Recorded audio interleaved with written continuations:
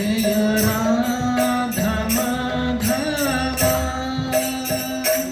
कुंज बिहारी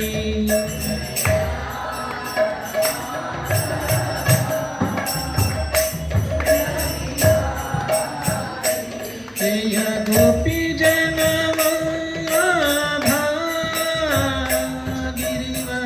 गिरिवरधारी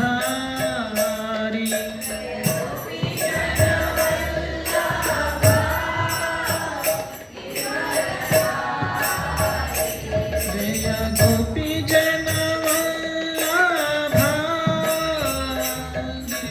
गिरिवरधारी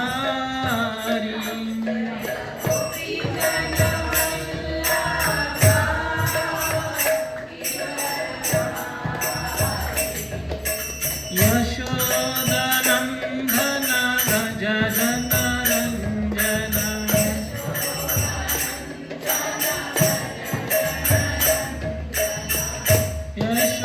यशोदनन्दन व्रज जनरञ्जन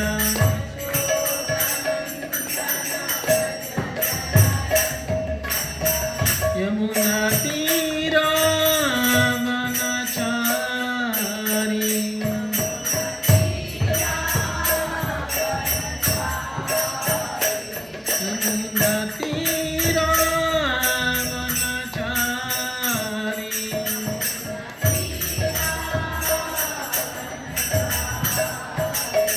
जय राधा माधवा कुंज बिहारी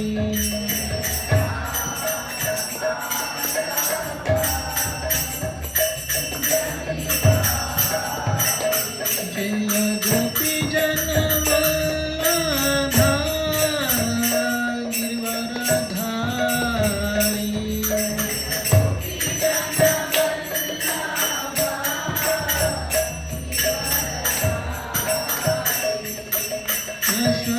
यशोदनन्दन व्रज जनरञ्जन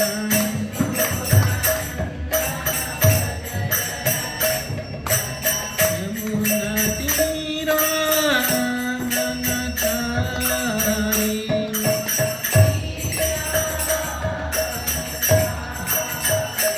हरे Krishna Krishna Krishna Hare Hare Hare Ram Ram Ram Hare Hare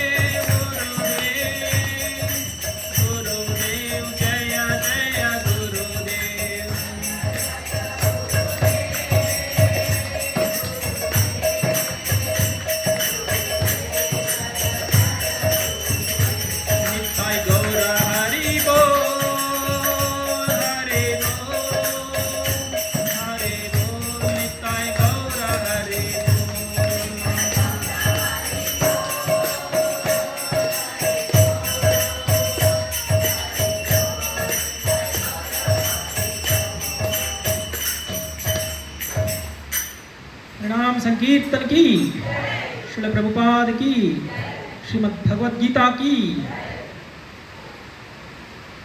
Hare Krishna. Okay, so today we are going to discuss about two verses which are from Bhagavad Gita, 3rd chapter, 39 and 40. So I think we will speak only in English because everybody understands English. No Hindi people available, right? English. Anybody is there who cannot understand English? Everybody understands. Ah, okay. Okay.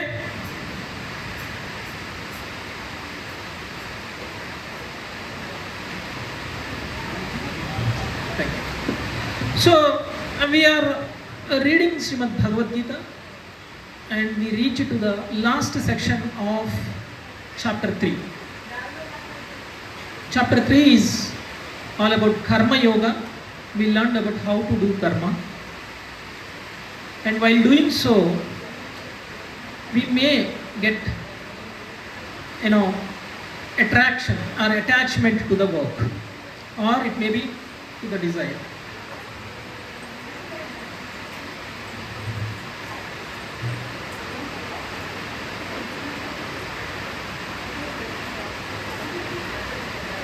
So before we start about this section, actually Arjuna asked one question. Arjuna एक question पूछा था कृष्णा से. What was the question? Anybody remember? I think we will keep this session interactive. Everybody should participate. क्या question पूछा था Arjun?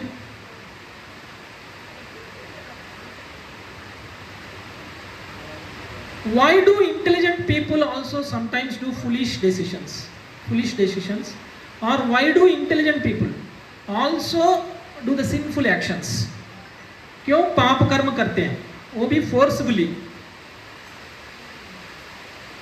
So Krishna has given answer that it is because of kama. The kama does not mean the attraction between the two opposite sex. The kama means, here the kama means the nature of enjoyment. It may be anything. If you have a tendency to enjoy, that is called kama. So we may be thinking that a great people may not fall in the trap of kama. Only ordinary people like us may get in trap of this lust or kama. But it's not fact. In fact, if you see in the scriptures, the examples are like Ravanasur. He is an intelligent person. He is a scholar. He still knows who is God. Lord Rama is God. He also knows. But still, he is captivated by lust. And if you see Duryodhana is also a scholar. He also knows what is dharma. But still he did adharma. And even if you see Ajamila is a Pandit. He is a Brahman family. But still, he knows all the Vedic principles. But still, he did sinful actions. But why? Although these all examples that we have taken are the great people in the history, but why did they work against the knowledge that they learned from the scriptures? This is the most important topic that we are going to learn from today's topic. So, if I ask you all one question, how many of you have enemies? There are so many people who have not raised their hands, means they don't have enemy. You want me to introduce your enemy? Should I introduce your enemy?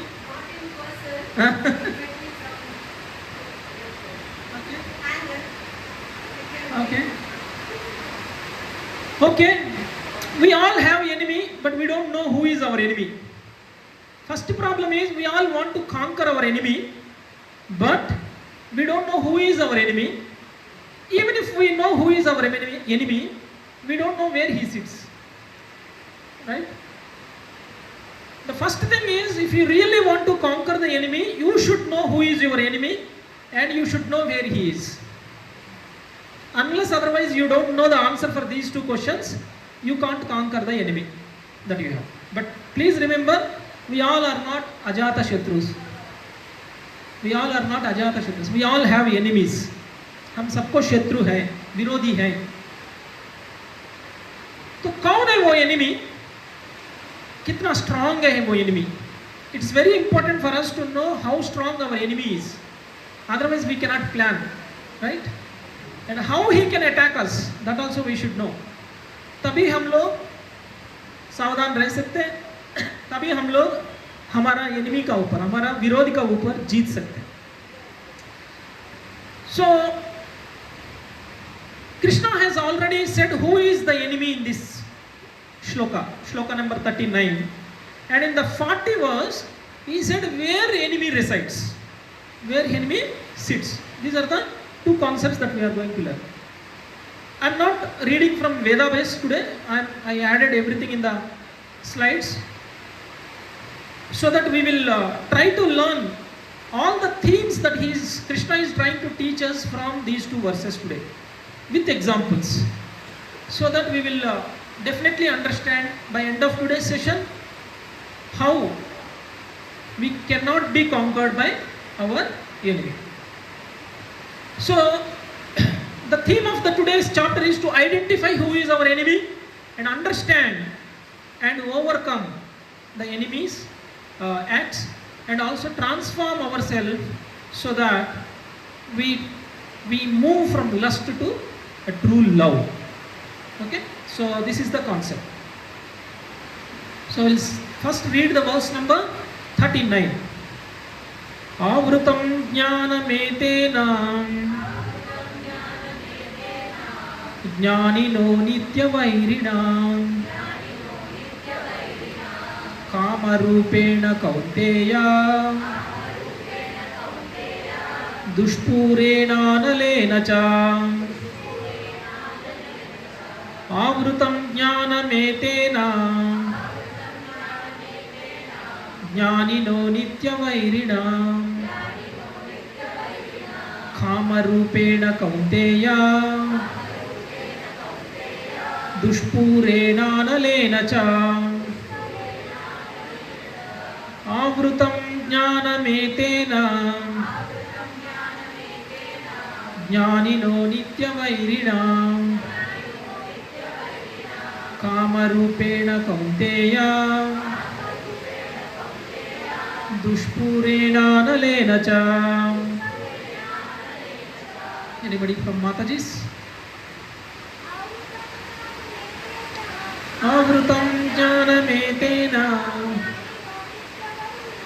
jnanino nityavairinam kamarupena kaunteya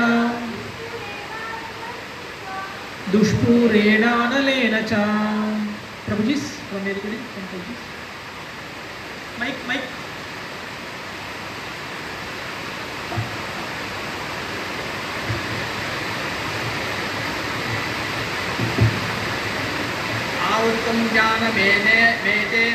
आवृतं ज्ञानमेतेन ज्ञानिनो नित्यवैरिणा कामरूपेण Kaunteya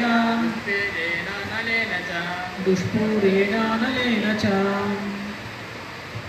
Okay, the translation and purport by His Divine Grace A.C. Bhaktivedanta Swami Srila Prabhupada ki. Thus, the wise living entity, pure consciousness, becomes covered by his eternal enemy in the form of lust, which is never satisfied and which burns like a fire.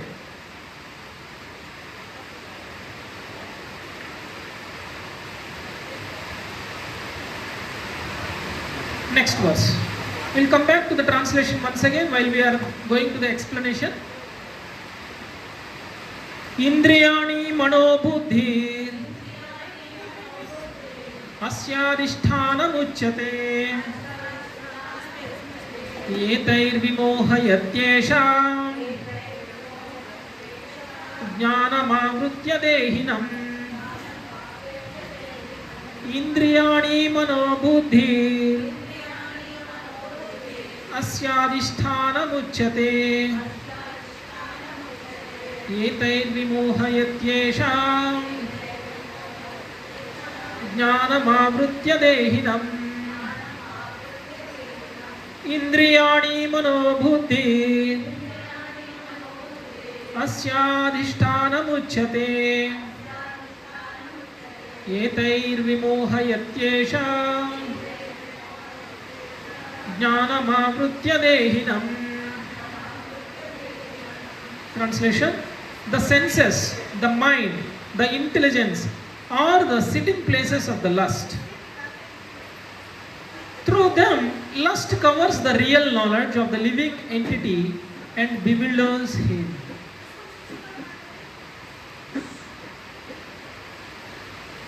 Okay, so in these two verses, if I read the translation once again, in the first verse 39, Krishna is telling us or introducing us who is our enemy and whether that enemy is for temporary or for eternal. He is trying to tell us. Krishna is telling lust is our enemy. Lust is our enemy. Kama hai hamara vair, virodhi. Kama hamara virodhi hai.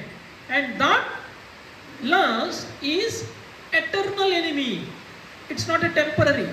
It comes and goes. It's not like that. It's an eternal enemy. We'll try to understand how the lust is eternal enemy. So these are the 2 points that we can learn from the verse number 39. First thing is lust is our enemy. Second thing is the lust is our eternal enemy. And also it burns like a fire. It burns like a fire. So it is very, very important. Lust burns like a fire. We will understand in detail what Krishna is trying to tell us. And in the second verse, in the first verse he introduced who is our enemy, and in the second verse he is telling where this enemy is. So is it easy for us to conquer our enemy now? Because we know who is enemy and what is the nature of our enemy we know, and we also know where he sits. So what is the difficulty in us, to conquer the enemy, right? So what he is saying, the senses, the mind and the intelligence, these are the 3 places where the enemy sits. These are the 3 places where enemy sits. And this enemy covers the real knowledge. This enemy covers the real knowledge of a living entity and bewilders him. Our enemy is very strong. And it is very strong and it is very difficult for us to conquer our enemy. If you see in the previous verse 38, Krishna mentioned one thing, that our consciousness is covered by the lust in 3 stages. The consciousness of a living entity is covered by lust in 3 stages. The stage number 1 is the fire covered by the smoke. He is telling with an example, the fire covered by the smoke. And the second level of covering the consciousness is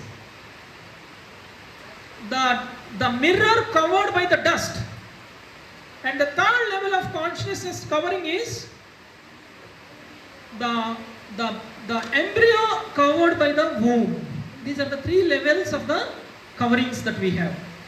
So if you really want to overcome all these coverings, you really have to do maybe coming verses onwards Krishna will tell us how to overcome these coverings.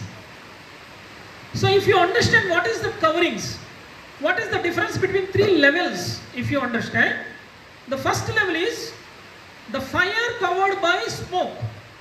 That means this is very light. It's very easy to overcome the covering. And if you see, even though the smoke is covered, the smoke covers the fire, we still can see the fire spark. Right? Smoke is not completely covering the fire.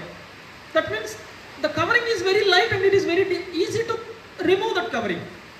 And the second level of covering is the mirror covered by the dust. How easy it is to remove the dust of the mirror? You just have to wipe it. Cheto darpana marjanam. You just have to wipe it so that you can see yourself. Currently, we all forgot the real nature of the soul. We all are souls. We are not this human body. We are the souls. But we don't realize this. We can't recognize this because there is a covering on top of the soul, and that covering is at 3 levels. Somebody is covered only at a first level, somebody is covered at a second level, and somebody is covered at a third level. So because of these coverings, we are not able to realize that we are spirit spark. We are thinking ourselves as a human body, and we need to understand that we are beyond this body. For that we need to realize the knowledge. Because this knowledge is covered by these 3 stages, then the third stage is embryo covered by womb. It's a very thick covering, I would say. It is very difficult to see the. Can you all see the embryo without scanning? Huh? It's very difficult because the womb is completely covering. So, it is mentioned that the level 1 is like a sattva guna, and level 2 is like a rajoguna, and level 3 is like a tamoguna. Okay? And sattva guna people are the Brahmins, and rajoguna people are Kshatriyas and Vaishyas, and whereas tamoguna people are Vaishyas and Shudras. These are the different types of people that we see. It is very difficult for Shudras and Vaishyas to overcome this lust and come to the stage of a Brahmana platform, or maybe spiritual platform, or to understand I am a spirit soul. It is a bit difficult and it requires a lot of sadhana. But whereas if you see a person in Rajoguna, it's difficult, but not that difficult as it is for Tamoguna people. So a little more effort is required to clear the dust and see yourself. That means you are a spirit soul.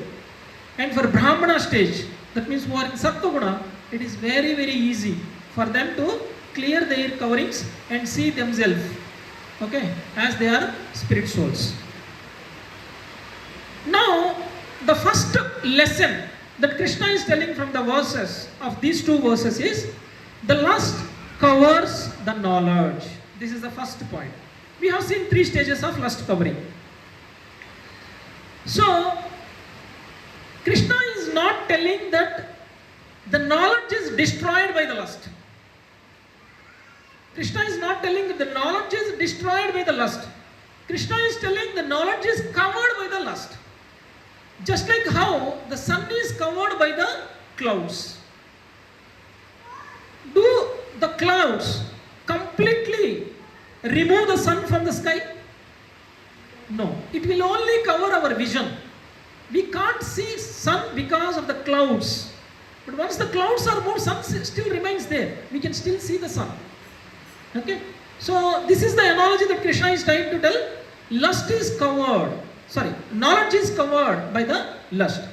So if you see any great personalities, they are all having a great knowledge. Like how we said some of the examples as Ravanasur, Duryodhan, Ajamil. These are the 3 examples we have taken.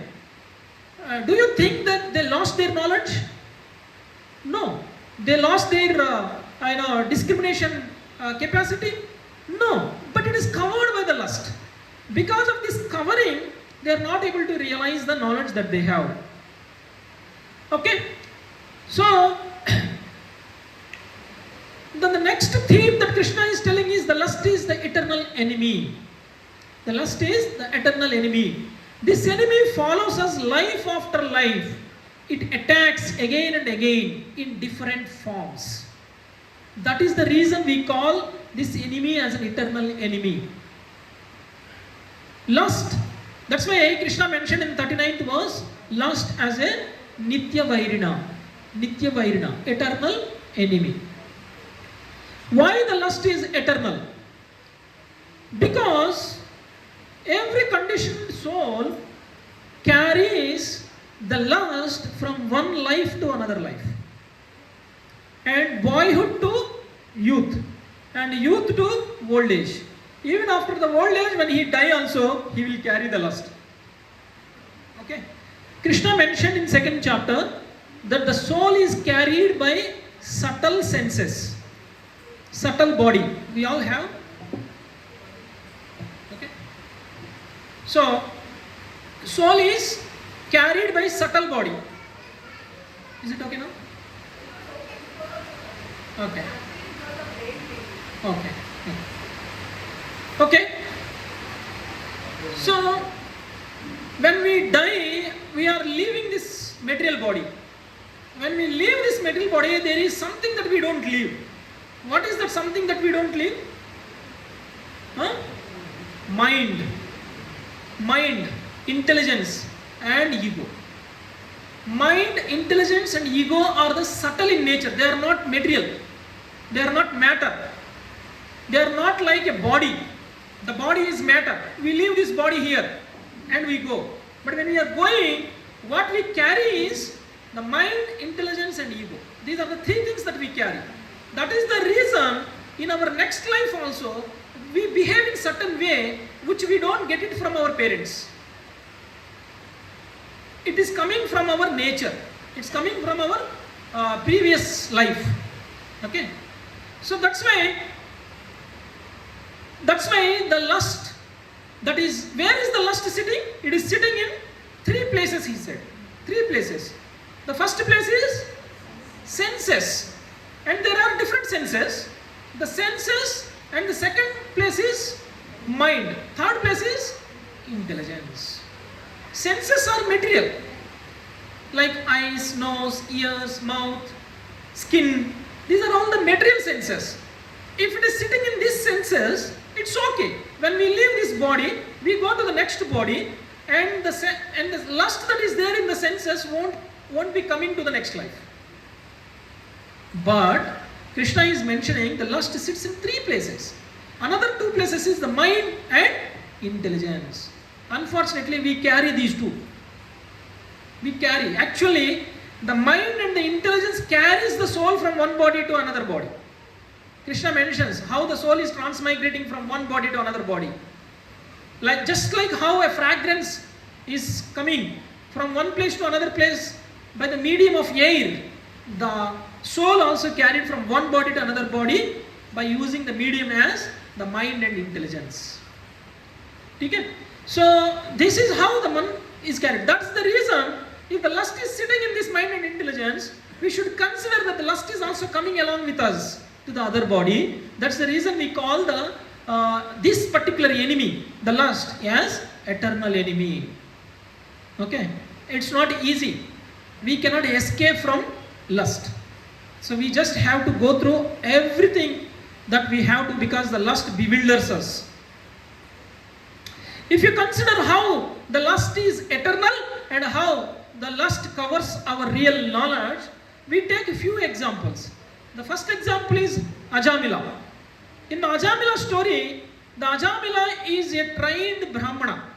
Trained Brahmana. He is not like a Brahmana just like us. He is like a trained Brahmana. And he is also a disciplined person.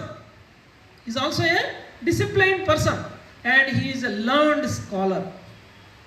And he practices bhakti from the boyhood, from the birth. He was practicing bhakti. One day, he saw a scene. A Shudra is very intimately meeting one Vaishya, a prostitute. So, this scene is seen by the eyes of Ajamila. So, eyes are the entry point of our enemy. Eyes are the entry point of our enemy. What happened when Ajamila saw the scene that he is not supposed to see? Then it entered into the Ajamila's body through the eyes. It went and sit in the mind. It went and sit in the mind. Then what happens? Then what happened? The Ajamila's activities changed. The Ajamila's priorities changed. Ajamila's life changed. And eventually, he abandoned his wife, he abandoned his parents, he abandoned his spiritual practices completely. And what did he do? One moment of eyes coming in contact with something has created him to leave his whole ritual practices that he was doing, and his whole family also. So one uncontrolled vision can spoil our life.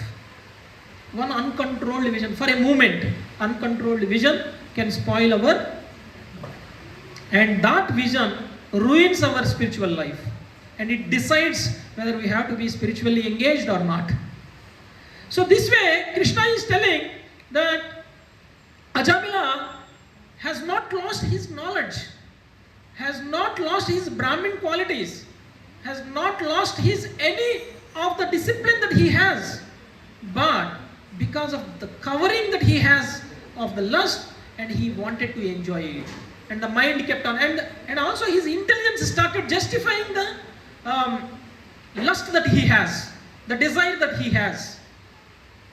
The mind has already been captivated by the lust, and also the intelligence is also been captivated by the lust, because the intelligence started justifying that I should enjoy this, I should enjoy this, I should enjoy this, repeatedly. And then the mind is completely meditating on what he has seen. The scene was only for a moment, and it disappeared. The scene was no more there, but that scene is not going from his mind. Mind is contemplating what he has seen continuously, and the intelligence started justifying what he is thinking is right, and intelligence started justifying how he can enjoy that. Okay, that's why he has completely fallen. And we know, I'm not taking the full story of Ajamila, I'm just taking the example how we can relate Ajamila's life with our context. And another point is, okay, we all have seen something or touched something or experienced something. Is that going to stop the desire that we have to enjoy? We all wanted to enjoy something, and this is a mango season, right? As soon as we see mango, we want to eat it. Okay, I will buy one mango and give it to you. And will you be satisfied with eating one mango? Huh? No, you want more mangoes. Another mango, another mango, another mango. So as you keep increasing eating more and more mangoes, your desire to eat will increase more and more. Right? Your desire to increase, your desire to eat more and more will increases. That's why the third lesson that we should learn from these verses is the lust is never satisfied. It's just like a fire. Krishna mentioned, lust is like a fire, right? And the fire will, the fire will increase more and more as you keep feeding the ghee more and more, right? If you keep feeding the ghee more and more, the fire also will increase. In the same way, if the lust is like a fire, and if you feed with the enjoyment, if you feed through the senses that enjoyment to the lust, then what happens?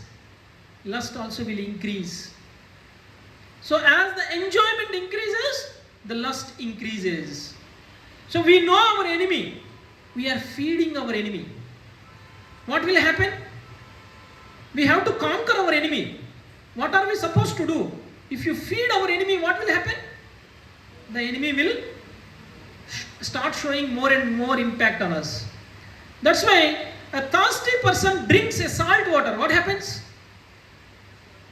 A thirsty person drinking a salt water, what happens? He will be relieved from the thirst for some time. But again he will feel to drink more and more. Right? The material enjoyment is also like that. A material enjoyment is like a salty water for a thirsty person. You enjoy little, then it will increase our desire to enjoy more and more. Similarly, the desire that we have to enjoy will also increase more and more. We'll try to understand this from an example who is Yayati. Yayati is a powerful king. He is emperor of the whole world. And he has great wealth, fame and power. And he is also from a great dynasty. Chandravamsh. Yayati is from Chandravamsh. And his dynasty is also great, and he is also knowledge, and he is also having a great power, and he is also king of the whole world. externally seeing, he was a perfect person, right? And you can compare him with a person who is having a power, and you can compare him with like a millionaire and celebrity and whatever you can think of. And what happened? He has a desire to enjoy, and that desire to enjoy is internal, which you can't see. So Yayati got married to Shukracharya's daughter named Devayani.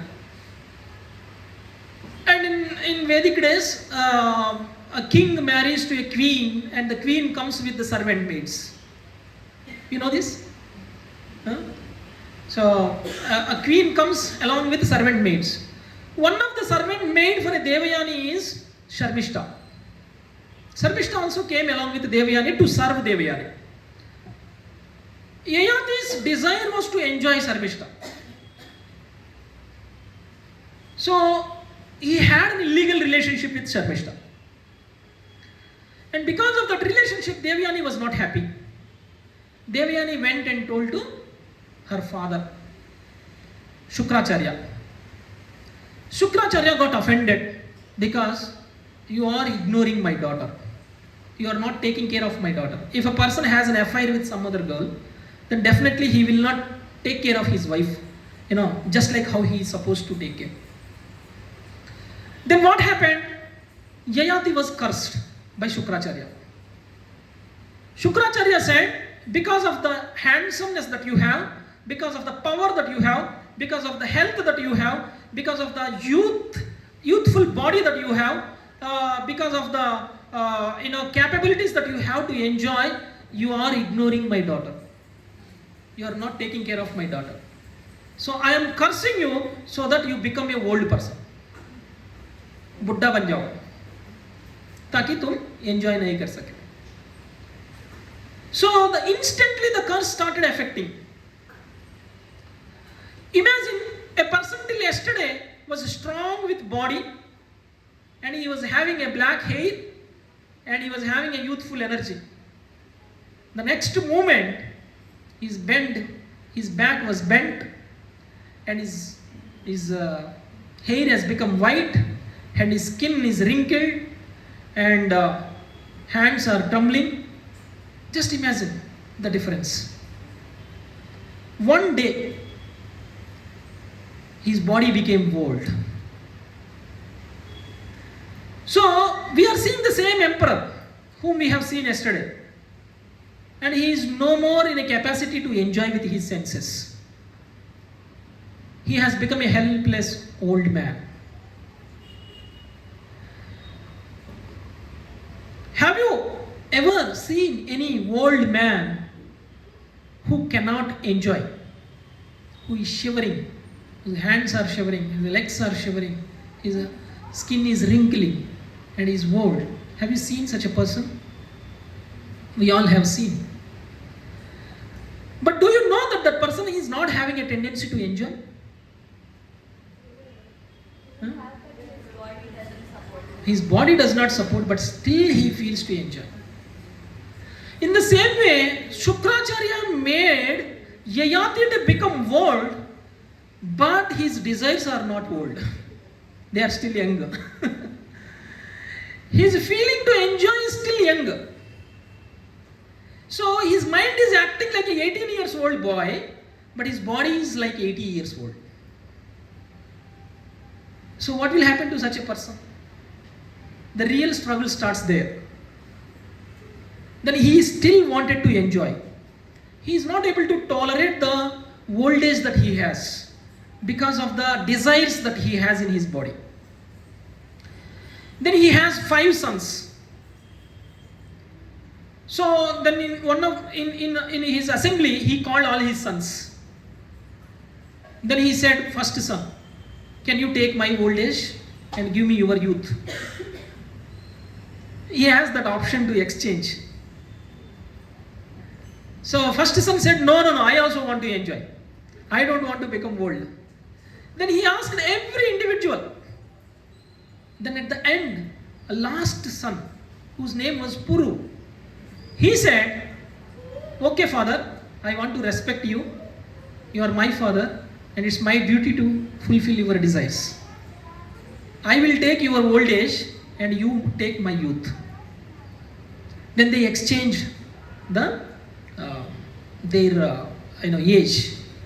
So Puru has become old with 80 years and Yayati has become young.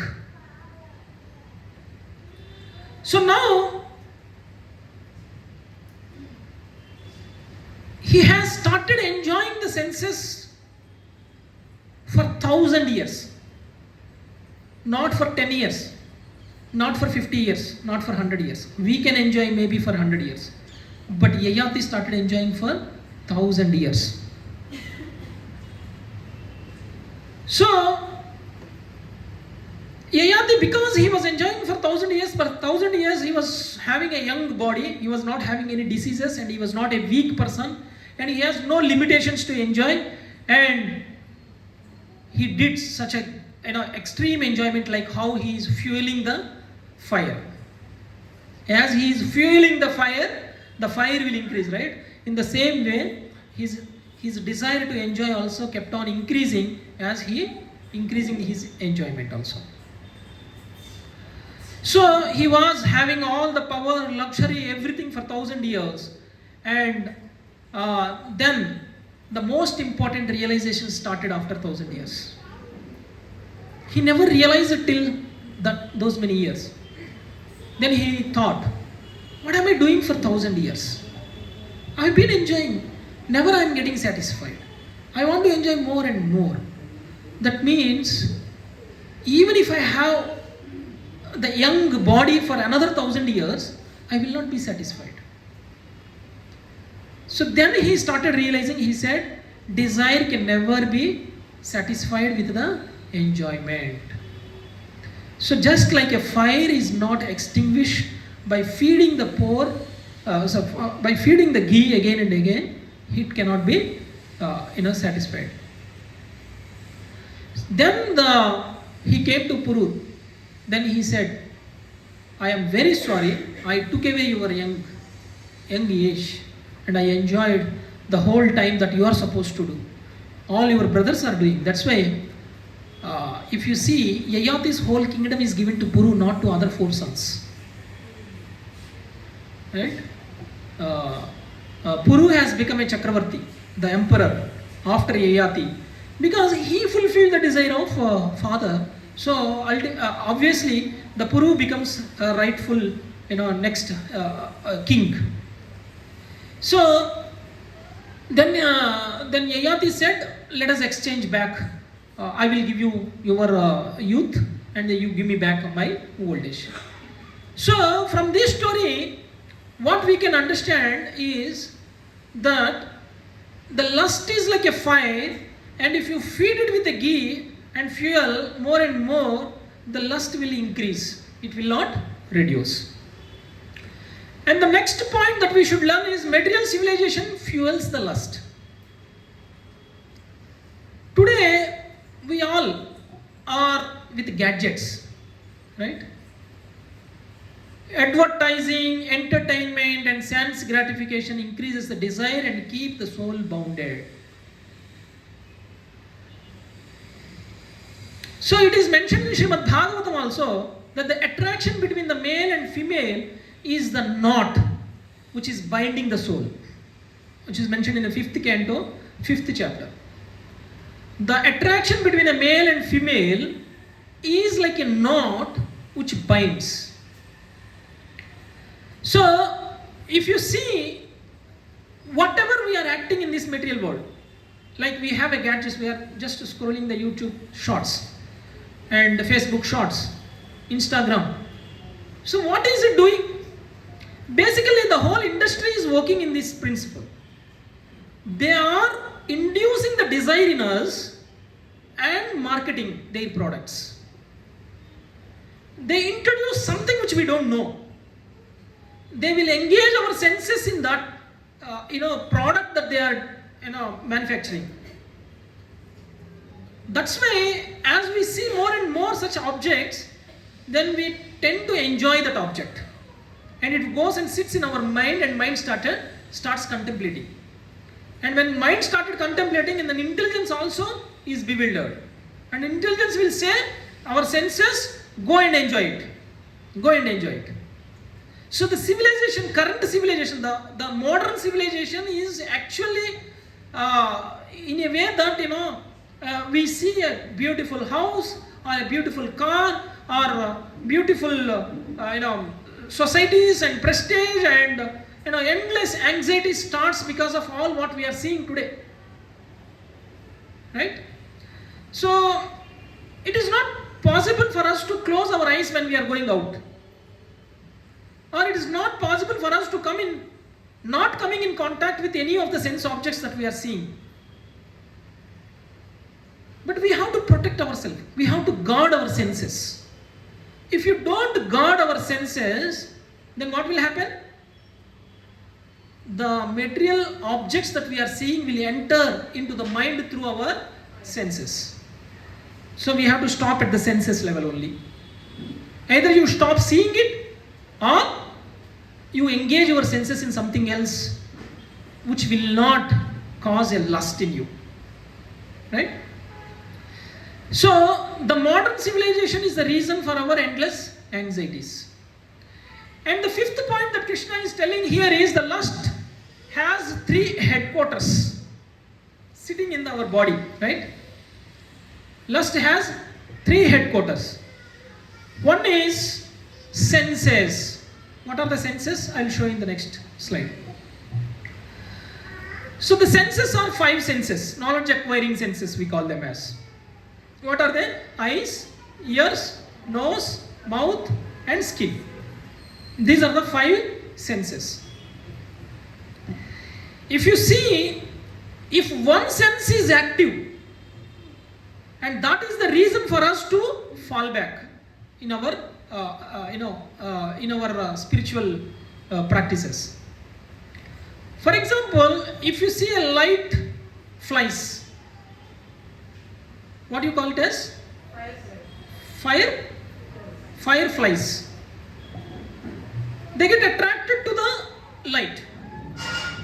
They have only one sense which is very active. They get attracted to the light. They don't know what will happen when they go close to that light. So they get attracted whenever there is a light, wherever there is a light, and they go close to the light. As they go close to the light, what will happen? Because of the heat, and they die. So a firefly dies because of the desire that it has to go close to the light. In the same way, tongue is another sense that we have which gets attracted to the sense object so easily. If you see a fish in the water, wanted to enjoy the tasty food, and if you really want to catch the fish, what will you do? You give food to the fish, right? What do you call the worm? Earthworm. You put the earthworm to the pin that you want to catch the fish, and then you give that as a food to the fish. Fish does not understand what will happen if it eats the earthworm. It goes and catches the earthworm to eat. The moment it catches, the fish will be caught and it will die. So in the fish, if you see, the only one sense which is very strong is the tongue. It has no other sense which is strong, and that sense will make the fish to die. And if you consider a deer has one sense which is very strong, is its ears, and it will not run if you play music in front of a deer. The moment when you play music, the deer will stop and it will start hearing to that music. And the hunter, what he does? He plays the music so that the deer will not run. The moment when the deer stops, the hunter will throw an arrow and kills the deer. So deer has only one sense which is active, which is ears, and because of that sense it will die. Right? And the bumblebee or what you can say, the honeybee, it has only one sense. What is that sense? Ears. Not ear. Nose. Smell. So it goes and sits in a lotus flowers, or it goes and sits in a rose flowers, where the smell or the fragrance is very high. It will not sit in ordinary flowers. You know, the honey will be tasty if that honey is made from a tasty made from a flower whose fragrance is very good. So the honeybees goes and sits in a lotus flowers and a rose flowers, and from there it takes the honey nectar and it puts in the honey nest. So what will happen to the honey? It goes and sits into the flower, and for that smell, and it gets unconscious. It becomes unconsciousness. If the smell is so strong, honeybee becomes unconsciousness. And if you see the petals of the lotus, they get closed by evening, and it gets opened in the morning. Petals will be closed in the evening. So what will happen? Honey goes and sits in the lotus flower, and it does not realize that the petals are going to be closed, and it will remain there for that smell because of the more and more attraction, and the petals gets closed.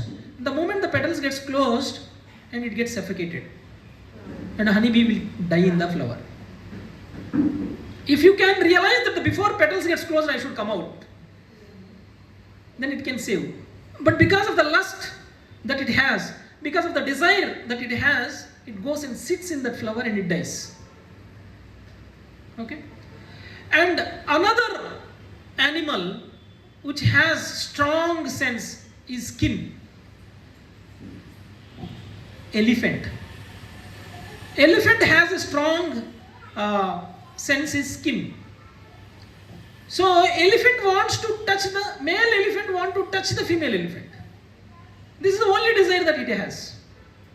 And the hunter, what he will do?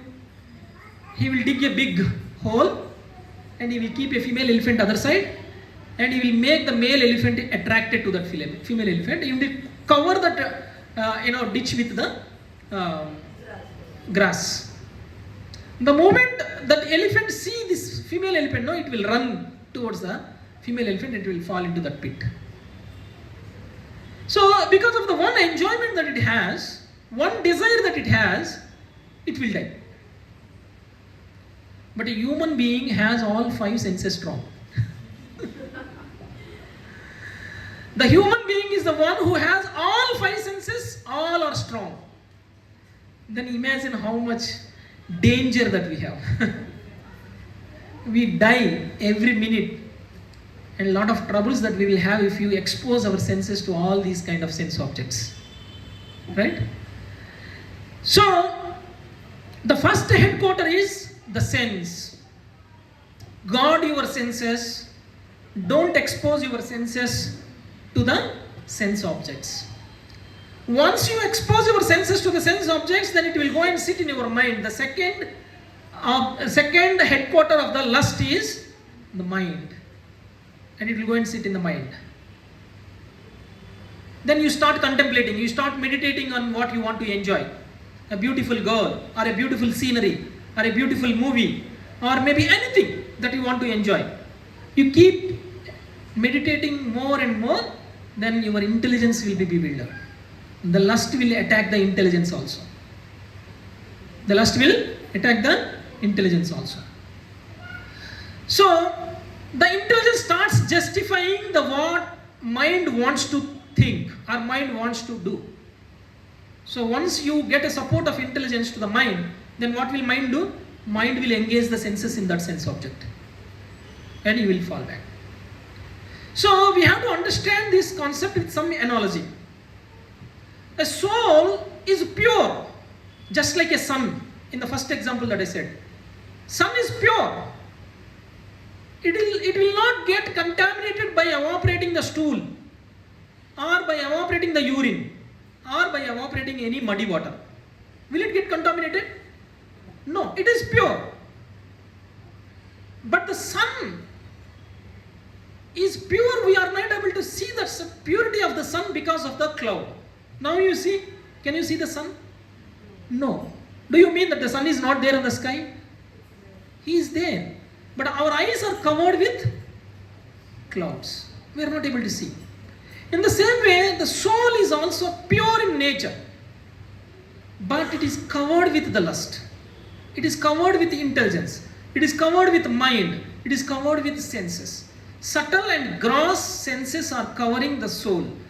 And these subtle and gross senses are completely covered with the lust. Where is the chance to see the real nature of ourselves? We can't see our purity. So, if you understand this whole body, compare this whole body with a kingdom. Kingdom where you reside.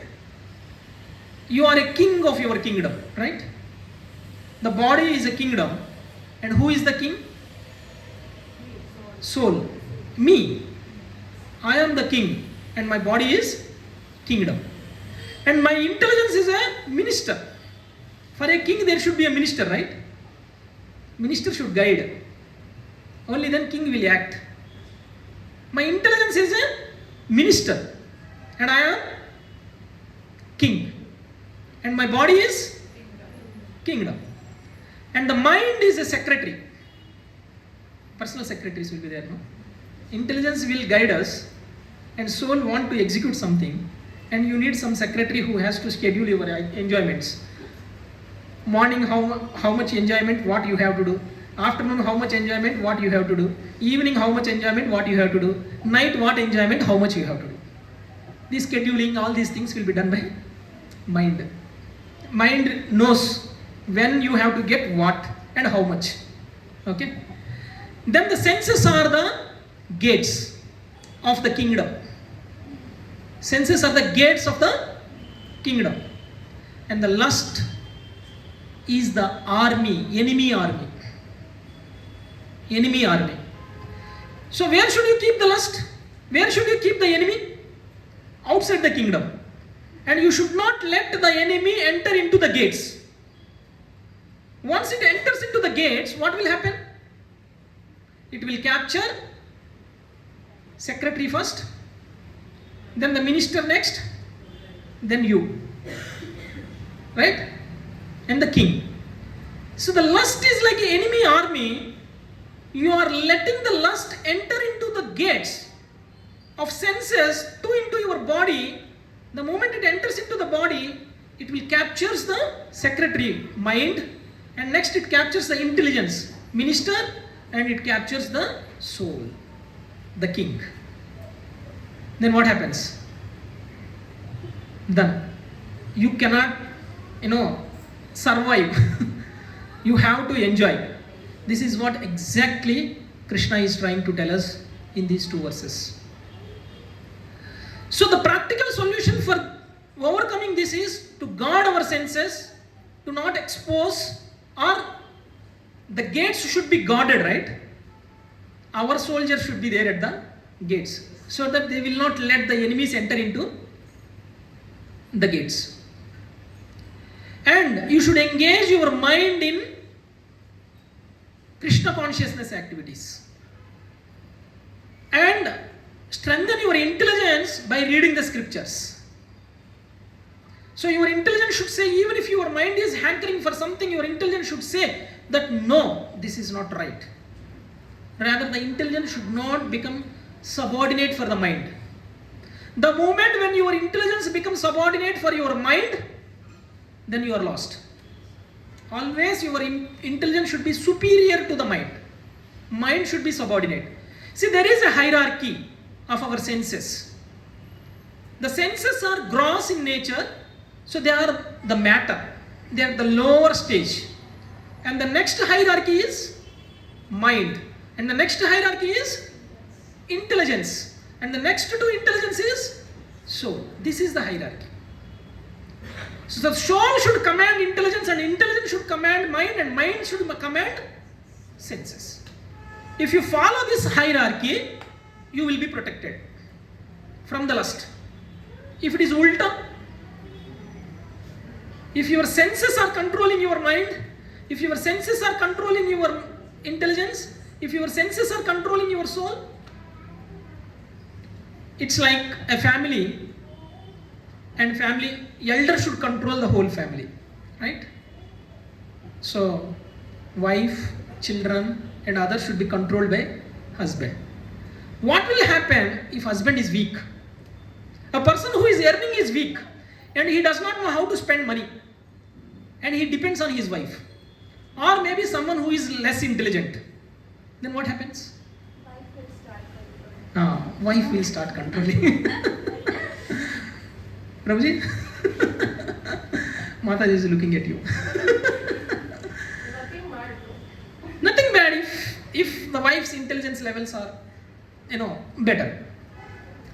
So what I'm saying here is, in the hierarchy, you should keep your soul on the top and intelligence next and mind next, and otherwise we will be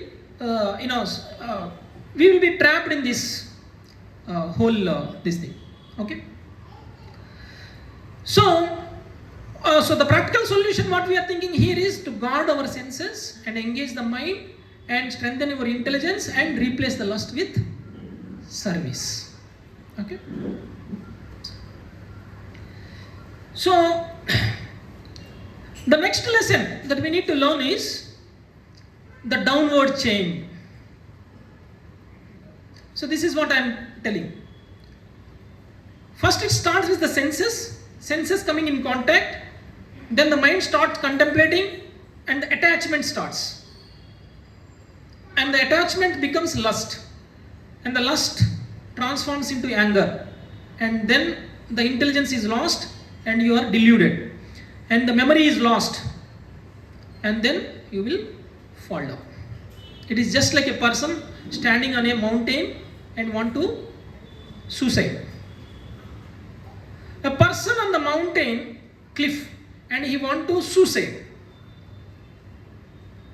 and he went and he wanted to suicide and he climbed a mountain and he stood on the cliff of the mountain. Now he started thinking, what if he does not think, he will just jump and he will die, right? Let us say before jumping he thinks, why should I suicide? Okay. This is like the first step. Before you commit suicide, you think that our senses are the reason for our suffering, and should I stop my senses exposed to such objects?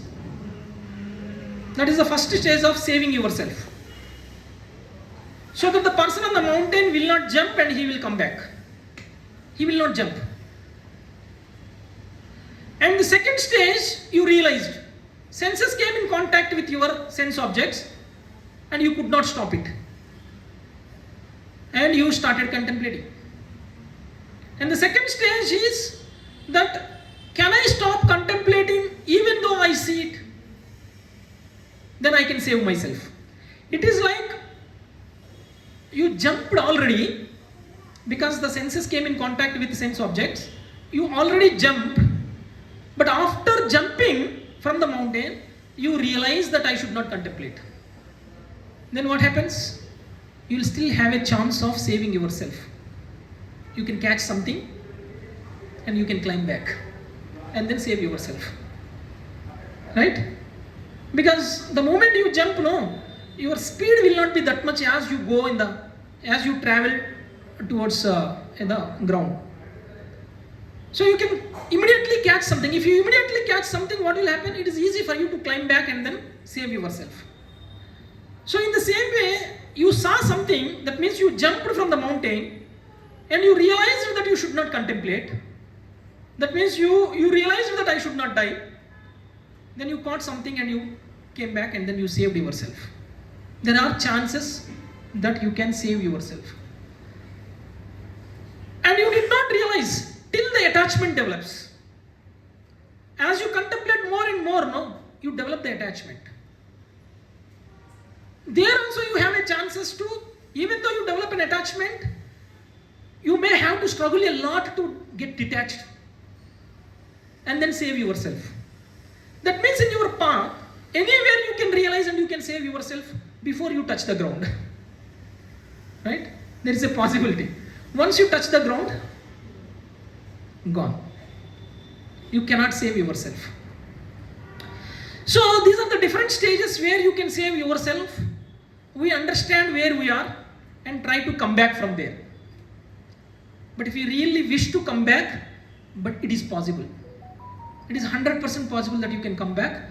But if you are at a starting stage, it is easy to come back. If you are at a middle, it is a bit difficult to come back. If you are already almost touching the ground, it is highly impossible for you to come back. Even if you realize. Right? You can't save yourself.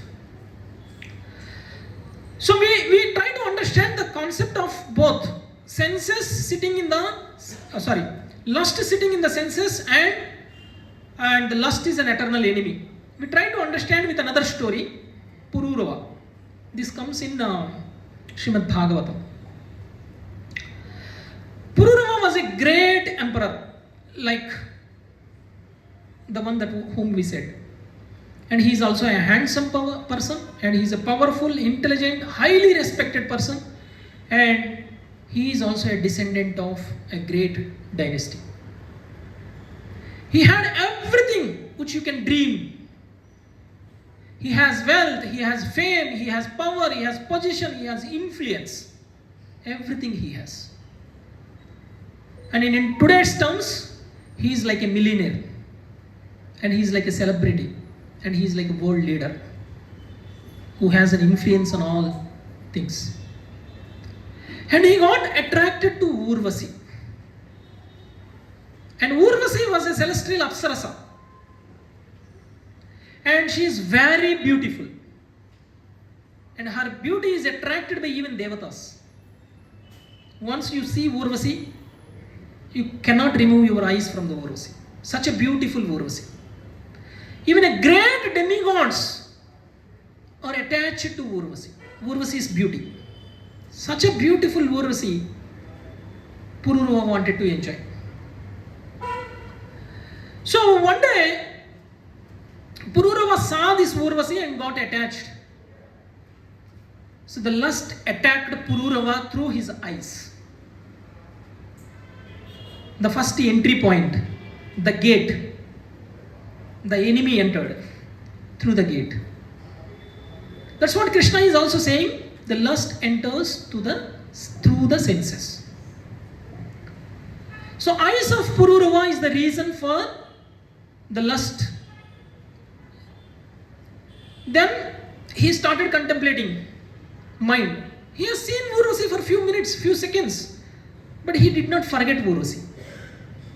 Every day, every minute, every moment he is thinking about that Urvasi only. You see a person in love, will think the same. Right? He forgets where he is. He smiles in his home. Right? And he forgets what he is doing. And he is always thinking about, and he becomes a failure person. Because he is not putting his mind in what he is doing. Like that, this Pururava was also thinking always about Urvasi. How can I find Urvasi? Where can I find Urvasi? How can I get Urvasi? Okay, this is what he is doing. So he has reached to a stage where his intelligence is also justifying that he has to find out Urvasi. And he did a lot of tapasya and he found Urvasi finally. So his lust has captured all these three places: senses, mind and intelligence. Then he got the Urvasi. And Urvasi has put three conditions. The condition number one is, one day when Urvasi came from Gandharva Loka, she came along with two lambs. The two sheeps. And she said, these two sheep are like my babies and I want you to take care of my babies. So this is what happens, right? If you are fallen in love with somebody, you don't see what she is bringing. Okay, you will accept everything for all the conditions that she puts. Whether she is good or bad, or she is coming with something, or she wants something from us, you don't care. And we say yes, yes, yes for everything, all the conditions. So the first condition was the 2 pet lambs should be taken care by Pururuva. And the second condition what she said is, I will eat only the food which is made of pure ghee. I will not eat anything else. I will only eat the food which is made of pure ghee. And the third condition is, I can become your wife. I can see you naked only when you are intimately with me. But if I see you naked elsewhere, then I will leave.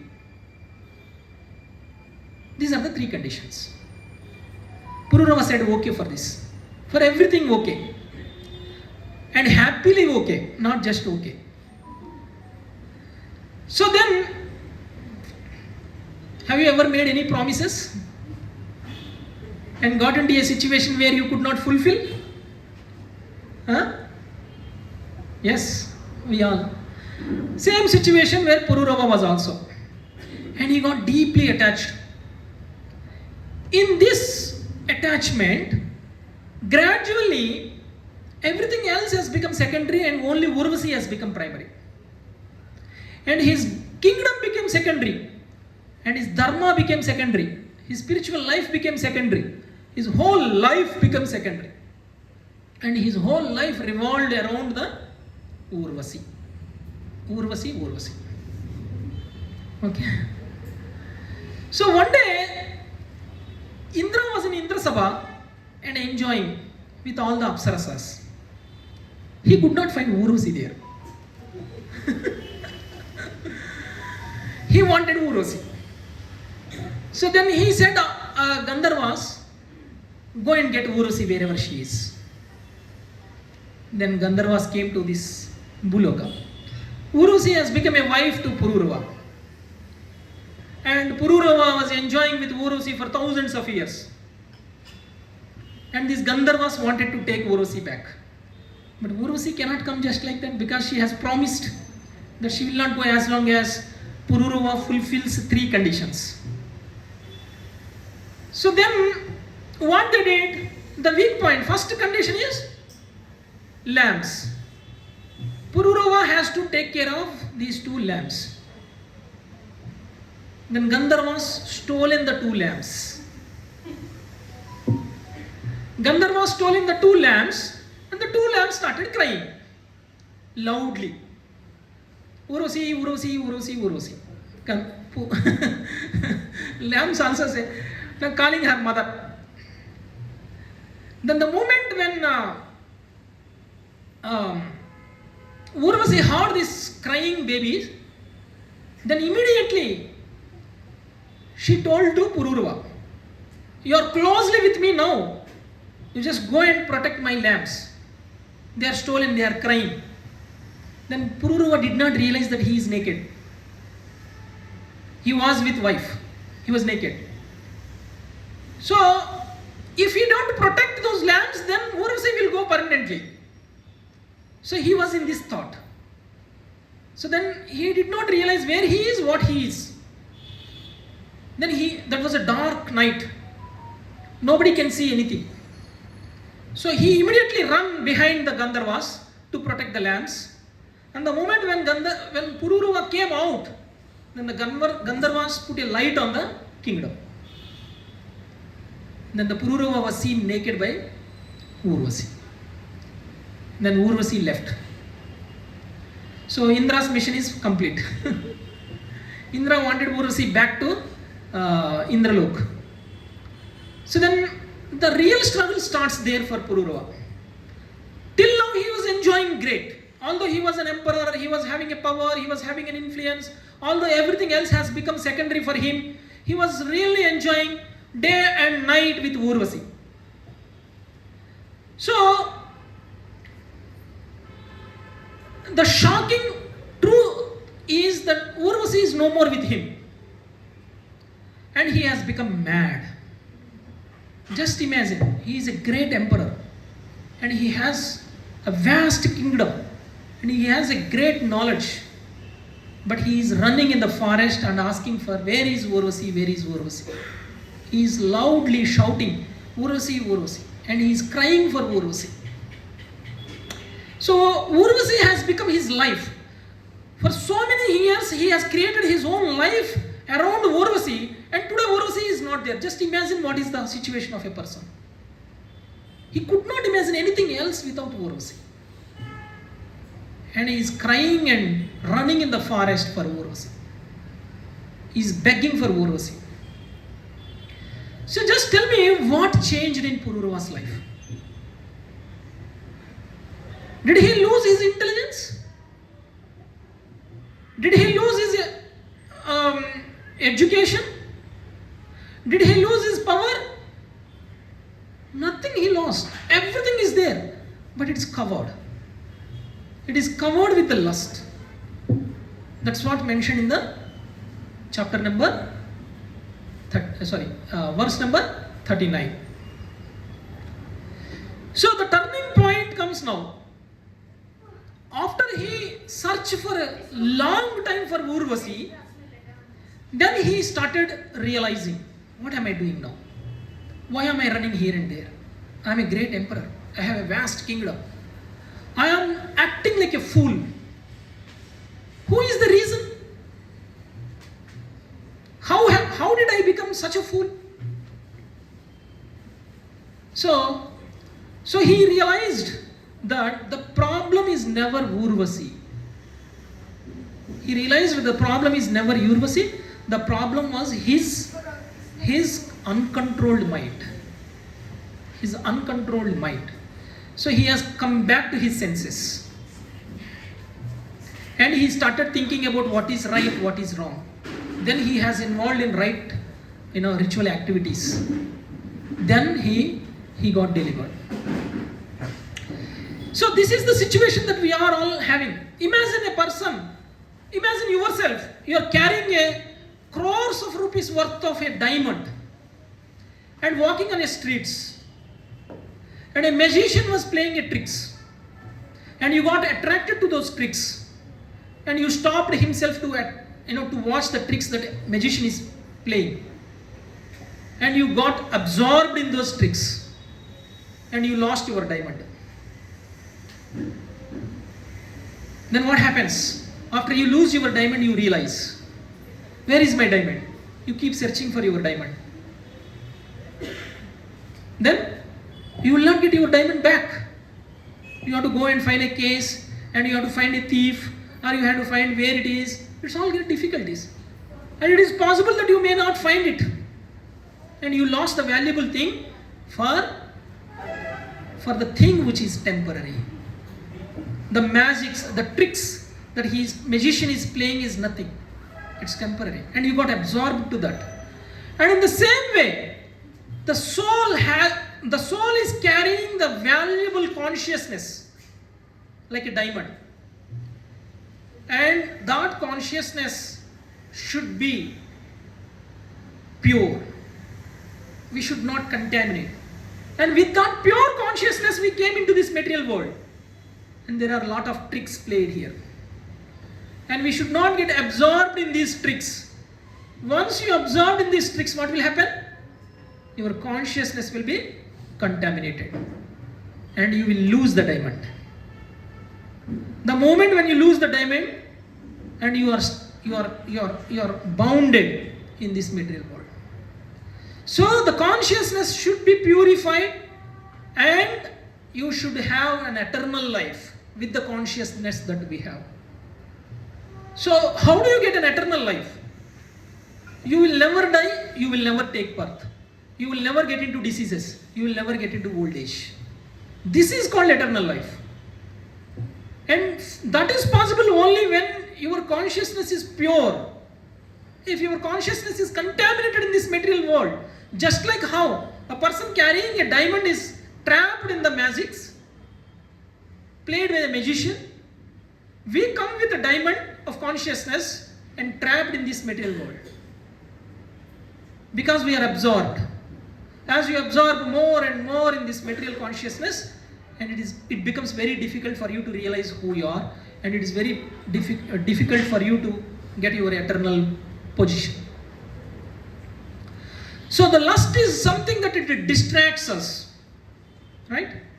Lust distracts for the temporary pleasure, and when we forget our greatest treasure. So, in the modern life, who is Urvasi for us? We are talking about Pururava, who is attracted to the Urvasi. But in the modern life also, we have a lot of Urvasis. Right? Not one Urvasi. Pururava got attached to one Urvasi. We got attracted to the social media. Right? Social media is one Urvasi for us. Today, if I pull mobile from your hand, what will happen? Every minute you will check for your mobile. Where is my mobile? Every second we will search for our mobile, right? So our mobile is one Urvasi. And excessive entertainment that we have, that is also another Urvasi that we have. These are all Urvasis. We all are trapped in the entertainment. That's the reason we are not, spiritually engaged. We want to engage in the material activities. And also, uncontrolled relationships that we have is another Urvasi. All these relationships are for the body, not for the soul. Because the relationships are temporary. One or other day we will leave all these relationships. It may be very close to you, you have to leave them. And they have to leave you. If you don't leave them, they will leave you. Okay? You may cry, but still you have to leave. So this uncontrolled relationships is something, another Urvasi in our life. And also, the recognition that we want, the material position that we want, the positions that we want, the prestige that we want, this is another Urvasi. And we do all nonsense things for the recognition that we want to get. We should be recognized one among hundreds of people. For that we will do anything. We will even cheat others. Because we want to make money and we want to be a richest person and we should be recognized by everybody else. And the wealth obsession is another Urvasi. And the sense gratification is another Urvasi. So this is how we are all struggling in our material world, and we want to realize that we are trapped by all these Urvasis. If you are realizing, then at least you can come out now before you fall on the ground. So, Pururava crying for a love, you may all say, because he is loving Urvasi. But his love is material. His love is not spiritual. If you see, Chaitanya Mahaprabhu's situation also was similar. Chaitanya Mahaprabhu was also running around streets, jumping into the water and searching for Krishna. He always cries for Krishna in the separation mood. He will always think about Krishna. He will say, Krishna, where are you? Krishna, where are you? Krishna, where are you? Just like Pururava saying, Urvasi, where are you? Urvasi, where are you? Urvasi, where are you? There is no difference. Pururava is also crying, Chaitanya Mahaprabhu is also crying. But these two cries are not same. Right? Externally it may look same, both are crying for something, but Pururava crying causes the bondage, whereas the Chaitanya Mahaprabhu's crying causes liberation. There is a difference. He is also crying for the love, Chaitanya Mahaprabhu is also crying for the love. Pururava is crying for Urvasi's love, Chaitanya Mahaprabhu is crying for Krishna's love. So, lust means the desire for my happiness. Love means desire for Krishna's happiness. Anything that I am doing for my pleasure is lust. Anything that I am doing for Krishna's pleasure is love. There is no love in this material world. Is there any love in this material world? No. We may be thinking I am a true lover. But that love is for my pleasure. If it is for my pleasure, that is not pure love. That is the reason in the news we see that in a person who is loving will, cause a harm for the lady whom he is loving. Why? If a lady is not favorable to the person loving, then he will destroy her life. He will kill her, or he will put acid on her face. There are a lot of news we are seeing, right? If he is really loving, if his love is true, can he do this? He cannot do this. So in this material world there is no love. As long as I get pleasure, I feel like I am loving somebody. If I get pleasure from somebody, I feel like I am loving. The moment when I stop getting the pleasure, will you still love her? Will you still love him? That means that is not love. So if anything that I am doing for my pleasure is lust, and if anything I am doing for Krishna's pleasure is love. So Pururuva did not lose Urvasi because of the love that he has too much on her. Pururuva lost his peace because of the wrong loving object. That is the truth. The object of loving is wrong object. He should have loved Krishna rather than Urvasi. Then the object must be, the object is right object and the love is right love, true love. Otherwise it is lust. So when attraction is directed towards oneself, then that is lust, and our attraction is directed towards Krishna, then that is love. Therefore, Krishna is warning us. Avrutam jnanametena jnanino nitya vairina. In this verse, Krishna said, lust is a eternal enemy and it is covering your knowledge. So you have to strengthen your knowledge and you have to remove this covering of lust. Then you will be protecting yourself. Otherwise, you will be burning in the lust. Because the lust is like a fire. And you keep enjoying more and more, your lust will increase more and more. Just like how you pour the ghee, fuel in the fire more and more, the fire will increase more and more. So the Pururuva is a standing example for the statement that Krishna made, the lust is a Nitya Vairina. Okay, now we understood about the enemy. We understood about where enemy is. Now it is easy for us to conquer the love. Right? We understood the weakness of our enemy. If you really want to conquer your enemy, you should understand enemy well. Now we understood. Now how to conquer? Guard the senses, engage the mind, strengthen your intelligence, redirect your consciousness towards Krishna. Chant Hare Krishna regularly. Hare Krishna, Krishna Krishna, Hare Hare, Hare Rama, Rama, Hare Hare. The holy name is non-different from Krishna. Krishna has taken incarnation as a holy name in this Kali Yuga. Kalau nasti eva gatiranyada. Harer nama eva kevalam.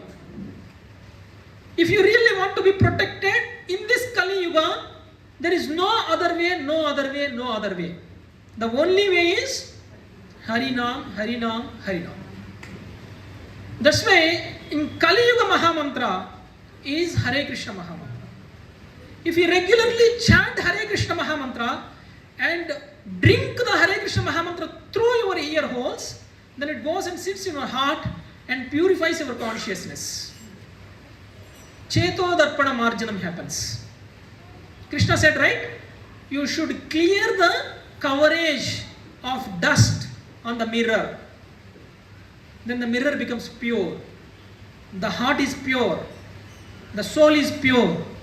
The covering is this lust, the dust. By Harinam, you can cleanse this.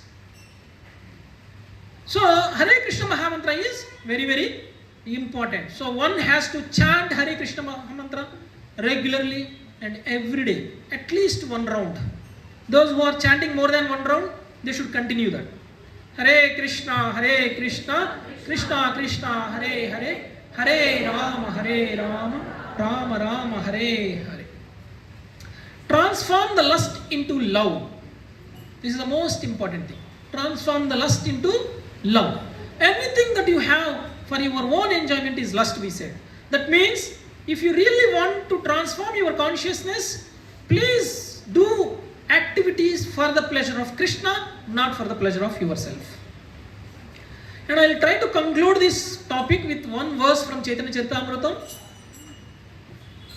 Atmendriya Preeti Vanchatare Balikhama Krishnendriya Preeti Ichhadare Premanama.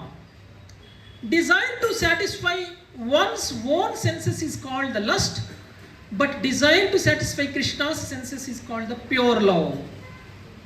Okay? So this is the ending statement. So with this I will stop my session. Thank you very much. Hare Krishna. So any questions and answers, we will take it. So many.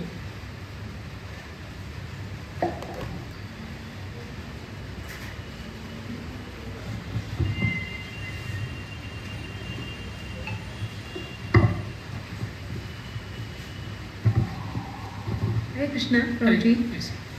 So, in both the stories you told, Yayatis and Pururavas, after repeated offenses, like after 1,000 years of enjoyment and after losing Urvashi, Pururava, one point in time he realizes what he is doing is wrong. So that comes through mercy, or how that change happens? Yeah. Okay, good question. See, we all might be thinking that we can be protected by lust. But a great people like Pururava and Yayati could not be protected by the lust. It requires a lot of struggle. The struggle that Yayati and Pururava undergo, that much struggle we have to undergo.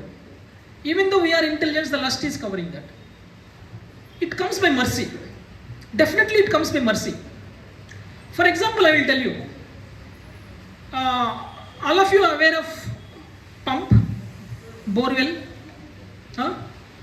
So the borewell, sometimes the air locks and the water does not come out. Actually, borewell is meant for taking the water.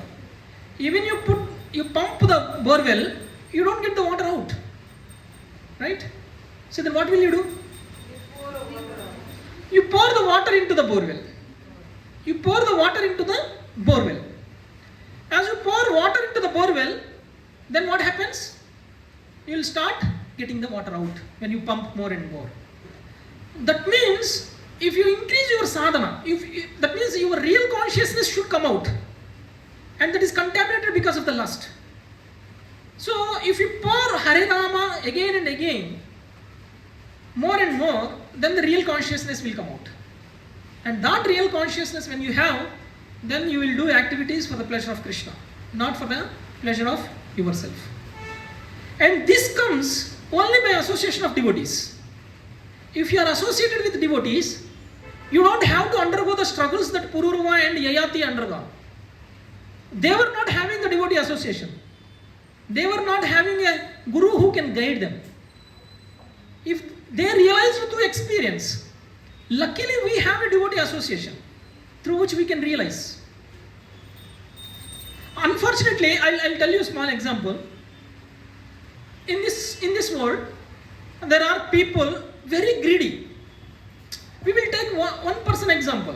A person who is greedy, who never gives anything to anybody, but he will take anything that he wants from others. Such a bad person. Such a person, example from Srimad Bhagavatam, is Avanti Brahman. Avanti Brahman was also like that. He was a Brahman, but he was so greedy that he cannot even give whatever he earned for his family members to enjoy. Forget about his family members' enjoyment. He himself will not enjoy.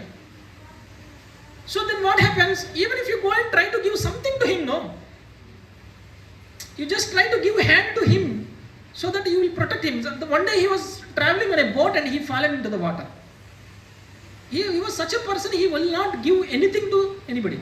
Somebody went and asked, give me your hand so that I will protect you. The greedy person, I will not give my hand. Come on, I never gave anything to anybody. How can you ask me my hand? So that is the problem. We are here trying to give hand to the person who is already fallen.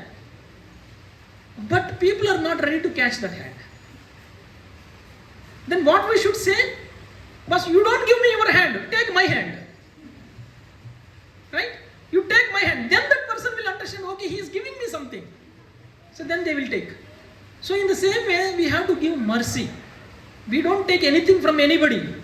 To save the people from their lusty consciousness, we have to give the mercy to them by giving the Harinam, by bringing them into the Krishna consciousness, by connecting them with the Guru Parampara. We are giving them the hand. The person in the well should be pulled out of the well only by giving the rope. And that rope is this Guru Parampara, disciplic succession. So we take them out. Yes, Mataji. It requires some intelligence in us, and that should drive us, saying that yes, Sunday 4 to 7 is the time for me, and that time I should not miss. That is one thing. And I get a devotee association, and I get to hear Srimad Bhagavad Gita, and we can realize what we are, and we can practice to get to our real nature. Okay? Anything else? Hare Krishna Prabhuji. My question is like, why Krishna is giving us wrong desires then? Because we Why have... not towards the good ones? Yeah. Then the whole world will be very happy. Yes, let us say, if I say, all of you, do as per my wish. Everybody has to forget about your wish. Do as per my wish.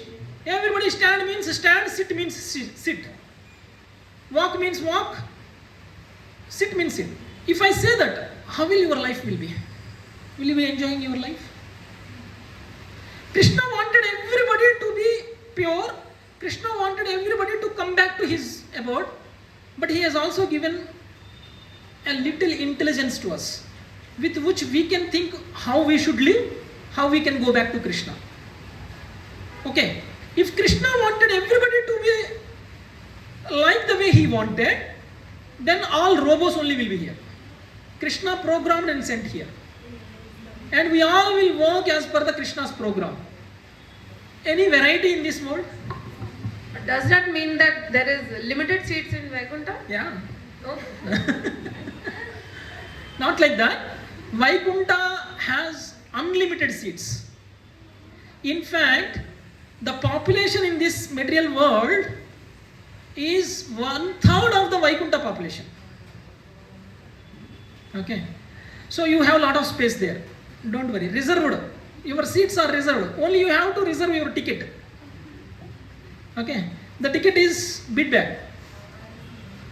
So Mataji, if Krishna has given a consciousness or an intelligence for us, we have to use that intelligence in a right way and do right things. Okay, if you misuse that intelligence, then this is how we enjoy. Okay? Answer? Otherwise it becomes like a programmed robot. Nobody will like. Even a person doing the action will not like. Even person who is seeing also will not like. So you enjoy while you are doing the bhakti. Still, why so many obstacles when, like, if I want to join to some like Krishna consciousness, why is giving so many obstacles? Why is not allowing me to go directly and enjoy that love? Obstacles are to purify ourselves. Every obstacle purifies us. You will not get anything unless you get purified. Are you really purified? If you don't get obstacle, you don't realize what wrong I am doing, how I should do my things so that I can overcome this obstacle. These are the tests. These are the tests. Let's say it's raining. It's an obstacle for us to come to center today. So this is a test for us. Can rain stop us to do the spiritual activity that I am supposed to do, which I am committed for? If it is no, then you pass your test. So, no obstacle in this material world should stop us doing the Krishna Bhakti. Every obstacle is created by Krishna for testing us, so that whether our consciousness is really purified or not, whether we are really determined to do the Krishna Bhakti or not. People in distress sometimes will not do Krishna Bhakti. That's why Krishna Bhakti is supposed to be done ahaitiki apratihata. Ahaitiki means with no desire. Apratihata means all the time, uninterrupted.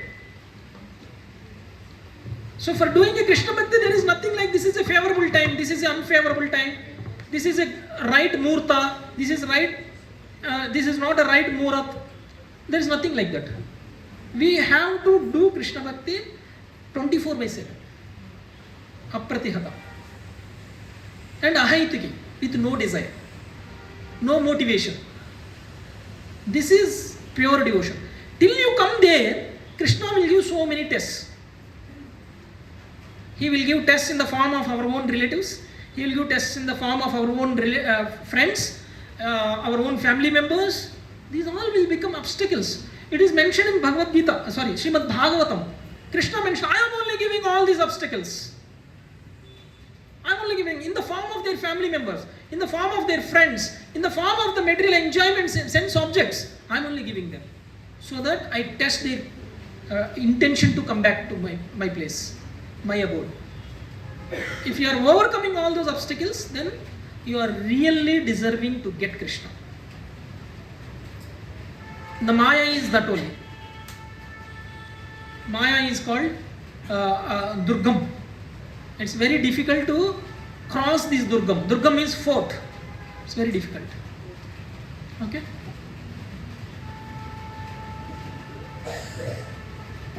Hare Krishna, Prabhu. Thank you so much for the class. Prabhuji, I have one doubt. You mentioned the story of ARD, right? ARD is not